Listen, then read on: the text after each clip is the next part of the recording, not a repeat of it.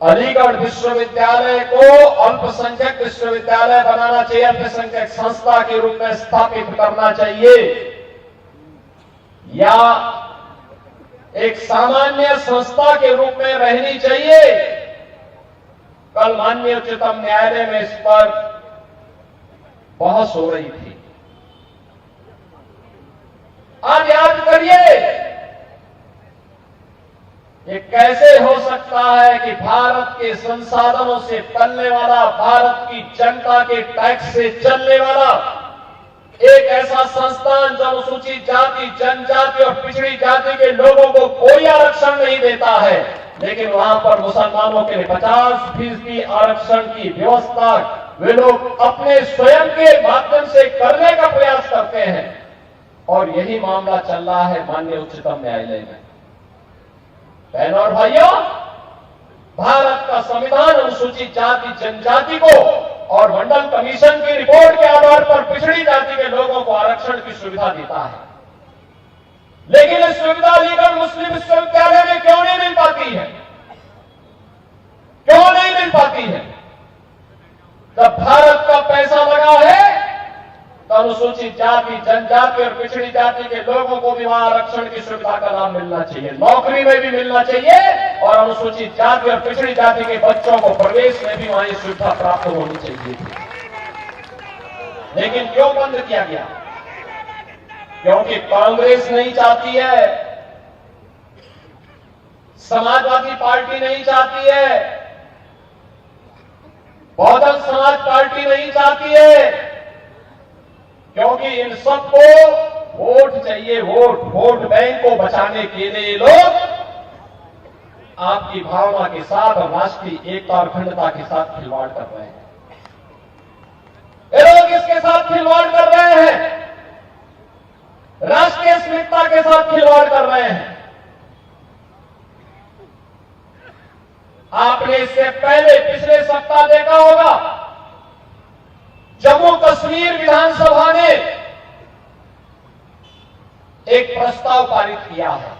जम्मू कश्मीर में national conference और कांग्रेस की सरकार है,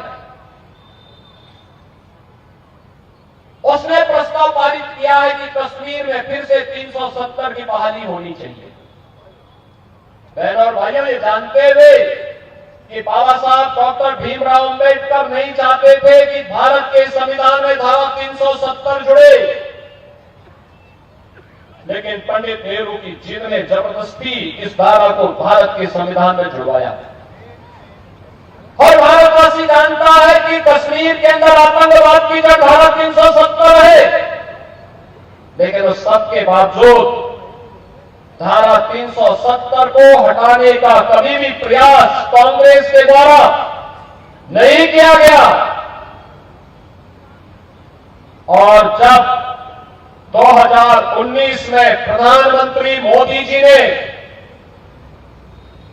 देश के हित में, राष्ट्रीय अखंडता के हित में कश्मीर में धारा 370 को हटाने का एक निर्णय लिया, दूरगामी सोच के साथ निर्णय लिया, और पिछले 5 वर्षों के अंदर कश्मीर के अंदर विकास और सुरक्षा का एक बेहतरीन माहौल मिला। आज लाखों पर्यटक कश्मीर में आते हैं। तब फिर से उस कश्मीर को आतंकवाद का गढ़ बनाने के लिए ये शरारत प्रारंभ हो चुकी है।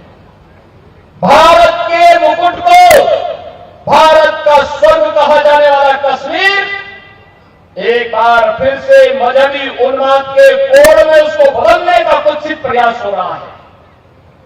मजहबी जुनून का एक बेर हाउस उसको फिर से बनाने किया जा रहा है। और इसीलिए आपसे कहने के लिए आए हैं, जो मैं आपसे कहता हूं कि कांग्रेस जब भी सफल होगी आपको विभाजित करके सफल होगी। और इसीलिए मैं कहता हूं, बटिए मत, बटे थे तो कटे थे। मैं इसीलिए बार बार कहता हूं, ये देश का इतिहास बताता है, बटे थे तो राम मंदिर का अपमान हमें झेलना पड़ा था। मथुरा में में भगवान श्री कृष्ण कन्हैया की जन्मभूमि का अपमान हमारे सामने आया था। भगवान विश्वनाथ का अपमान हमारे सामने आया था। क्या कुछ नहीं हुआ था हमारी मां बहनों के साथ में?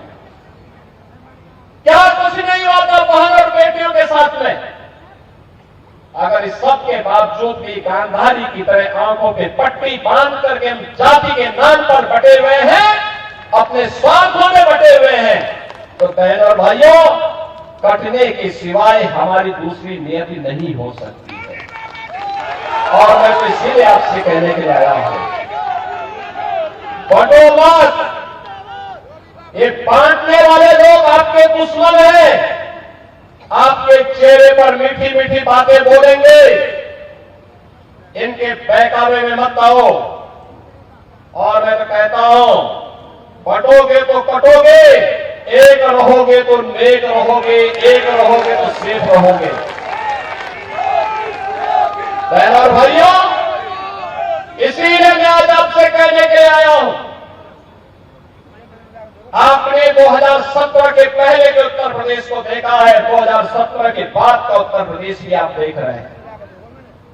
यही अलीगढ़ था, यही अलीगढ़ था। हर 10 दिन में यहां कर्फ्यू लगता था या उपद्रव होता था।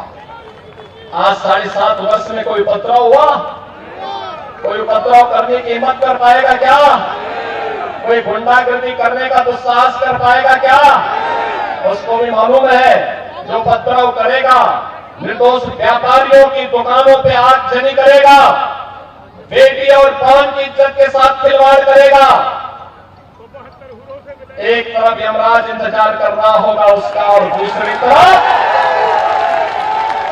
दूसरी ओर बाप दादों ने अगर कोई संपत्ति अर्जित की है तो संपत्ति भी कब्जे में लेकर के गरीबों में बांटने का काम कर देंगे। बहनों और भाइयों, ये यूपी के परसेप्शन को सुधारता है।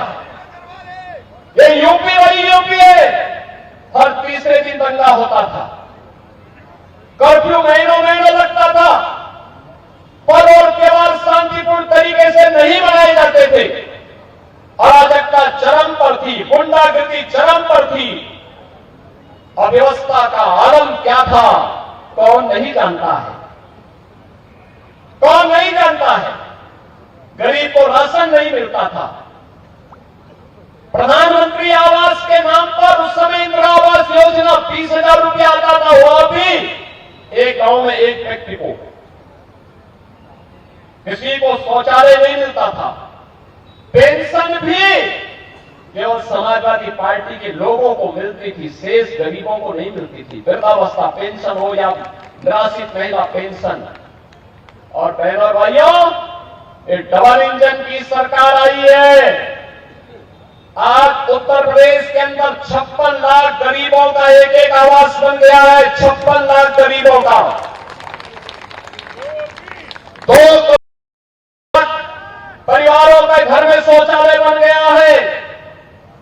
1 करोड़ परिवार ऐसे हैं जिनको उत्तर प्रदेश के अंदर वृद्धावस्था पेंशन, निराश्रित महिला पेंशन और दिव्यांग जन पेंशन में 12,000 रुपए सालाना सरकार उपलब्ध करा रही है। डबल इंजन की सरकार उपलब्ध करा रही है। बहनों और भाइयों, 15 करोड़ लोगों को फ्री में राशन पिछले 5 वर्ष से लगातार प्राप्त हो रहा है।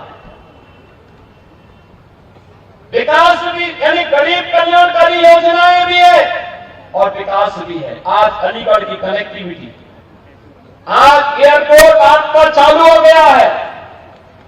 और यही नहीं, डिफेंस मैन्युफैक्चरिंग कॉरिडोर का भी महत्वपूर्ण हब आज अलीगढ़ बन रहा है। सदैव कल्याण सिंह जी ने जो सपना देखा था अलीगढ़ के लिए, हार्डवेयर का एक सेंटर ये बने, यहां का ताला उद्योग भी पुनर्जीवित हो गया है। और साथ साथ डिफेंस मैन्युफैक्चरिंग कॉरिडोर का भी एक महत्वपूर्ण हब बनकर के आज स्मार्ट सिटी के रूप में अलीगढ़ देश और दुनिया के अंदर अपनी एक नई पहचान बना रहा है।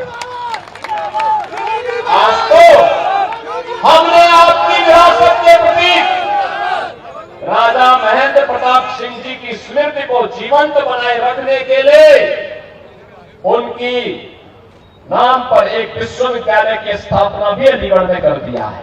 अब तो अलीगढ़ में अपना विश्वविद्यालय हो गया है। विश्वविद्यालय के लिए आपने ताली नहीं बजाई, लगता पढ़ने लिखने में रुचि नहीं है क्या? अरे विश्वविद्यालय आपकी पीढ़ियों को बनाएगा, ये एक दिन के लिए नहीं है, कई कई पीढ़ियों को बनाने का कार्य करेगा। और याद करना, इसको एक प्रतिस्पर्धा में लेके आना है कि अब राजा महेंद्र प्रताप सिंह जी का विश्वविद्यालय वहां आगे बढ़ता है या ये आगे बढ़ता है। बहनों भाइयों, उस प्रतिस्पर्धा के लिए आज अलीगढ़ को खड़ा किया गया है। आज अलीगढ़ स्मार्ट सिटी है। अलीगढ़ आज स्मार्ट सिटी के रूप में विकसित हो रहा है। विकास और विरासत का अद्भुत समन्वय, सुरक्षा और समृद्धि का एक अद्भुत समन्वय